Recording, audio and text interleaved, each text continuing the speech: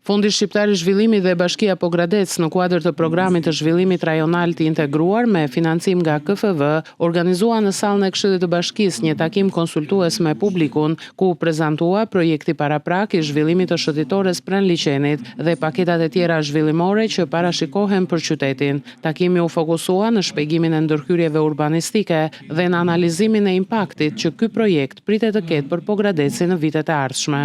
Qytetarët e pranishëm shprehën interes të madh për planifikimet e reja, duke vlerësuar faktin që projekti synon të përmirësojë aksesin, infrastrukturën dhe cilësinë e hapësirave publike përgjatë shëtitores, por banorët kërkuan gjithashtu që ndërhyrjet të mos cënojnë identitetin e qytetit dhe karakterin e tij të veçantë si destinacion liçenor. Dy monumentet janë me bishkrimet e Gjatë Bushit të Kutelit, është ai Shatrivani.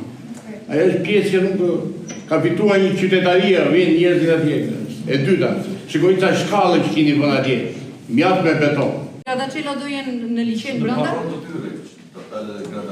E konfirmoni që do ketë gradacela?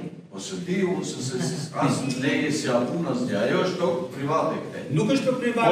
Por është parku i qytetit. Në parku i qytetit, ta kesh në zonën ndërtimi, është kri. Nga shqetësimi i ndërtimeve të larta. Përgjigja e qeverisë shqiptare ka qenë që ne nuk kemi projekt dhe nuk ka iniciativë të ashtu.